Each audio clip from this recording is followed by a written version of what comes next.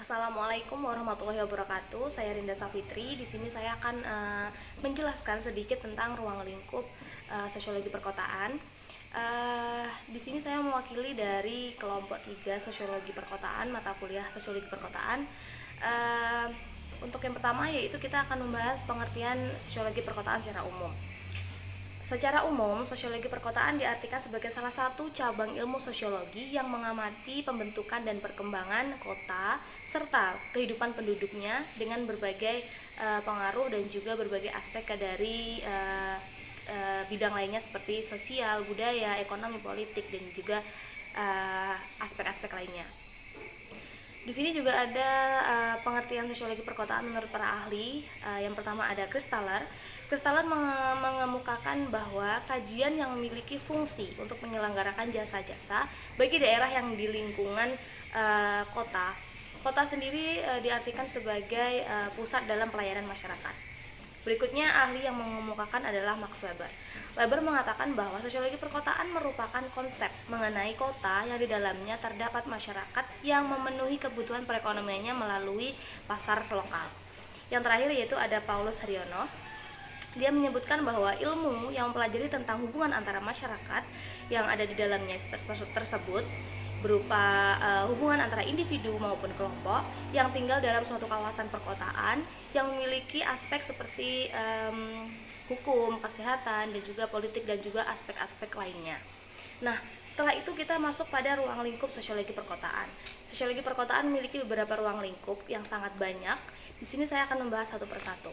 Yang pertama yaitu kemiskinan dan ketergantungan sosial. Kemiskinan di lingkup perkotaan disebabkan karena kurangnya tingkat pendidikan dan juga kurangnya minat baca bagi masyarakat, sehingga kemiskinan atau ketertinggalan, ketergantungan sosial itu terjadi di dalam masyarakat tersebut. Yang berikutnya yaitu disorganisasi individu. Dalam masyarakat perkotaan, individu atau masyarakat banyak yang tinggal dalam pemukiman kumuh, kemudian mereka saling berdesakan, sehingga hal ini dapat memicu terjadinya disorganisasi individu atau dapat menyebabkan suatu konflik dalam individu tersebut, dalam masyarakat tersebut. Berikutnya ada kriminalitas dan kenakalan remaja. Kenakalan remaja disebabkan karena kehidupan remaja atau pergaulan yang disebabkan oleh lingkungan yang tidak baik, sehingga kenakalan remaja ini dapat memicu tindakan lain seperti kriminalitas atau tindak kejahatan begitu. Yang berikutnya yaitu masyarakat dan kebudayaan. Di perkotaan terdapat banyak jenis masyarakat dengan latar belakang budaya dan sosial yang berbeda.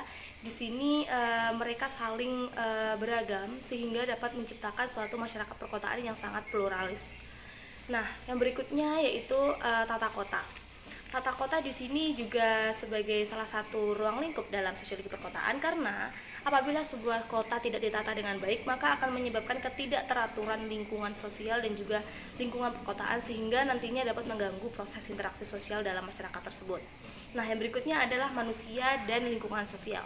Manusia dan lingkungan sosial merupakan satu kesatuan yang utuh yang tidak dapat dipisahkan, karena keduanya saling bergantung, saling berkaitan dan juga saling berpengaruh satu sama lainnya. Berikutnya ada gerakan sosial. Gerakan sosial hadir disebabkan oleh suatu permasalahan yang muncul dalam masyarakat tersebut dan adanya keinginan atau masyarakat bertekad untuk melakukan perubahan dengan melalui gerakan sosial tersebut. Nah, yang berikutnya ada mobilitas sosial. Mobilitas sosial merupakan perpindahan sosial. Mobilitas sosial pada masyarakat kota cenderung lebih dinamis dibandingkan mobilitas sosial pada masyarakat desa yang sifatnya lebih ke statis begitu. Berikutnya solidaritas sosial. Solidaritas di sini diartikan sebagai suatu proses untuk hubungan dalam masyarakat yang bertujuan untuk mengedepankan persatuan. Berikutnya adalah stratifikasi sosial, di mana pelapisan masyarakat dalam masyarakat kota itu biasanya disebabkan atau dilandasi karena perbedaan adanya sesuatu seperti kekayaan, harta begitu, terus jabatan, terus juga tingkat intelektual atau pengetahuan. Kalau masyarakat desa biasanya disebabkan atau dilandasi karena adanya kepemilikan tanah, kepemilikan kebun, kepemilikan hewan ternak begitu. Yang berikutnya adalah konflik sosial. Konflik muncul sebagai dampak dari kebanyakan keberagaman atau banyaknya keberagaman yang tidak dibarengi dengan sikap toleransi dan saling menghargai. Yang terakhir yaitu pola perilaku yang berbeda-beda terbentuk karena lingkungan sosial uh, atau lingkungan sosial atau pergaulan yang berbeda dalam masyarakat perkotaan tersebut. Baik, berikutnya merupakan materi tentang contoh kajian sosiologi perkotaan. Yang pertama yaitu ketidakmerataan penduduk antara kota A dengan kota B yang mengakibatkan pembangunan tidak terjadi secara merata sehingga menimbulkan suatu masalah yaitu ketimpangan sosial. Yang kedua yaitu banyaknya pengemis dan gelandangan di kota atau pada masyarakat kota yang disebabkan karena kurangnya perhatian dari pemerintah terhadap permasalahan tersebut.